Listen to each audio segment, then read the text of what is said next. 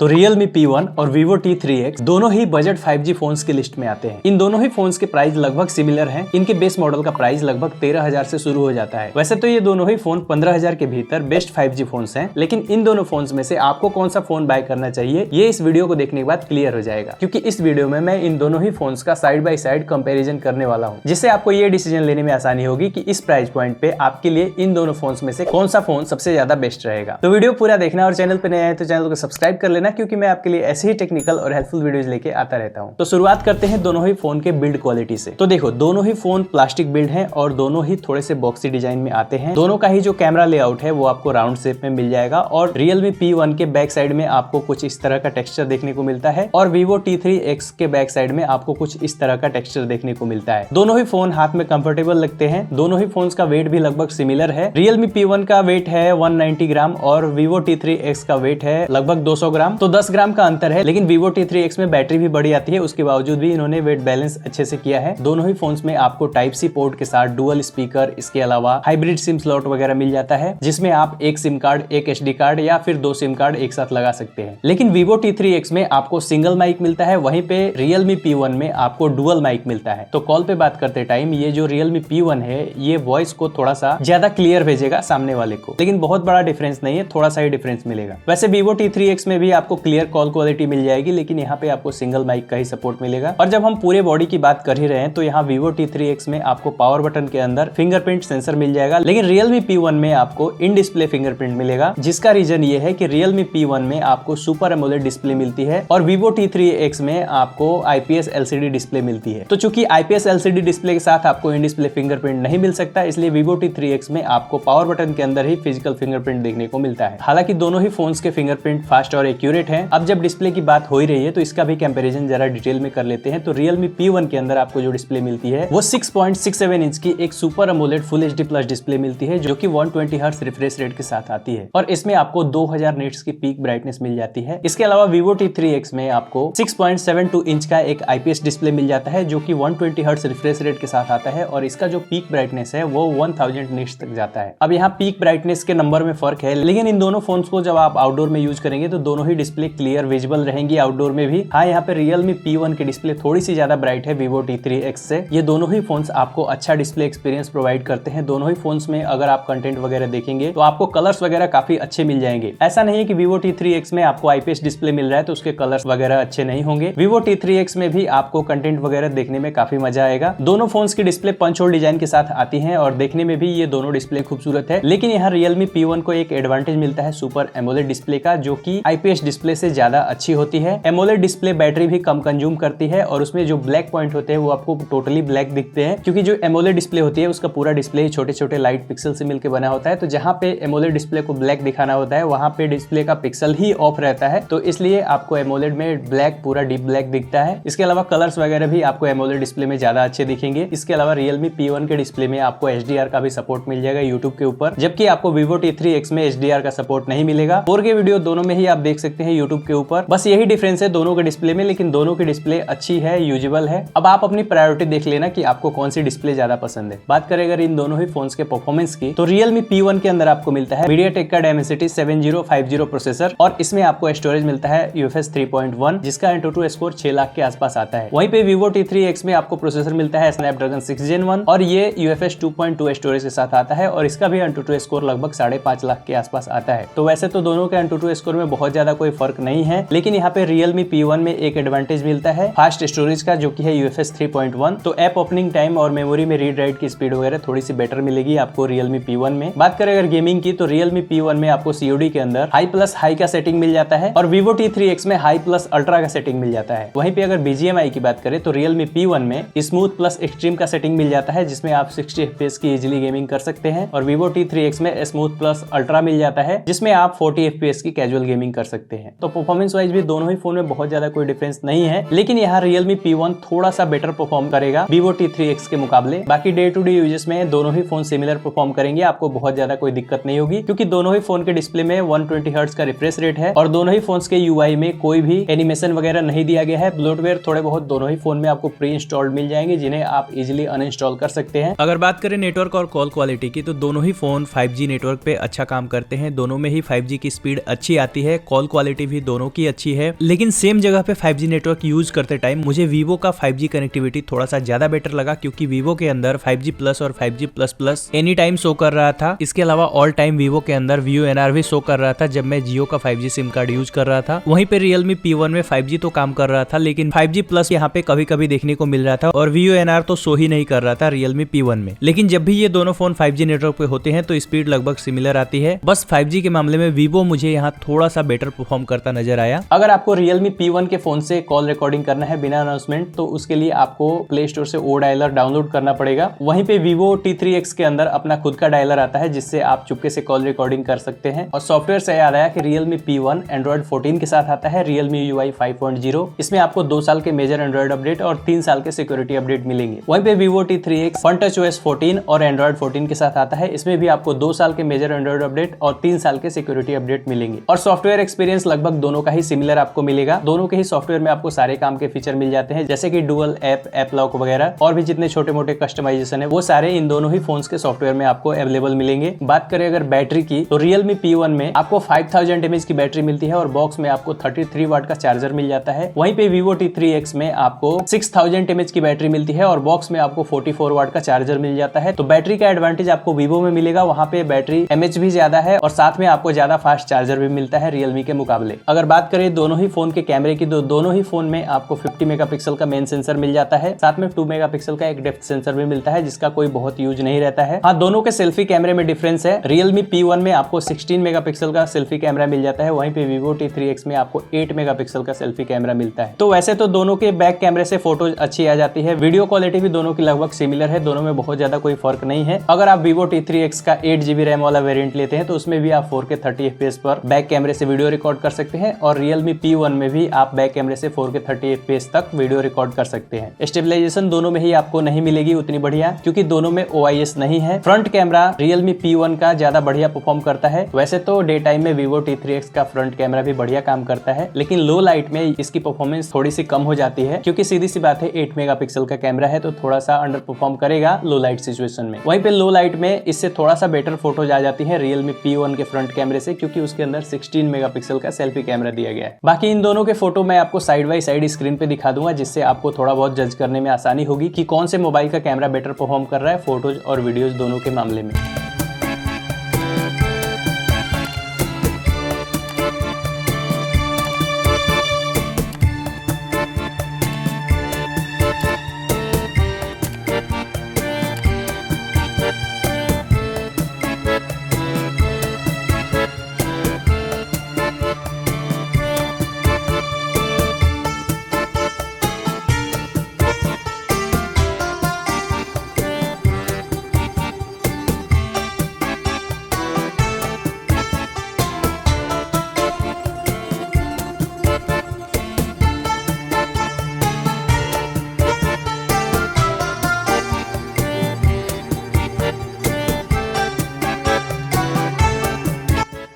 बाकी आप भी कमेंट में जरूर बताना कि इन दोनों ही फोन्स में से किसकी कैमरा क्वालिटी आपको ज्यादा बेटर लगी और किसकी वीडियो क्वालिटी आपको ज्यादा बेटर लगी। तो अब बात करते हैं फाइनल कंक्लूजन की कि इन दोनों ही फोन्स में से आपको कौन सा फोन बाय करना चाहिए। तो वैसे तो दोनों ही फोन अपनी अपनी जगह बढ़िया है, लेकिन अगर विनर की बात की जाए तो यहाँ पे Realme P1 कुछ पॉइंट से आगे है। जैसे कि Realme P1 के अंदर सुपर एमोलेड डिस्प्ले है, उसके अंदर आपको 16 मेगापिक्सल का फ्रंट कैमरा मिल जाएगा, और अगर साइड बाय साइड फोटोज और वीडियोज देखें तो फोटोज और वीडियोज की रिजल्ट भी Vivo T3X से थोड़े से बेटर है Realme P1 के। इसके अलावा Realme P1 में आपको डुअल माइक भी मिल जाता है। और Vivo T3X के एडवांटेज की बात करें तो इसमें आपको बड़ी बैटरी मिल जाती है 6000 mAh की, और बॉक्स में आपको 44 वाट का चार्जर मिल जाता है, जो कि Realme के 33 वाट के चार्जर से थोड़ा सा ज्यादा है। तो इन दोनों ही फोन्स के बारे में मैंने आपको सारा कुछ डिटेल में बताने की कोशिश की। अब इसकी मदद से आप खुद ही फैसला लेना कि इन दोनों फोन्स में से आपको कौन सा बाय करना चाहिए। बाकी अगर ये वीडियो आपको पसंद आई हो तो इस वीडियो को लाइक करें, अपने दोस्तों को भी शेयर करें। मैं मिलता हूँ आपसे अगली वीडियो में।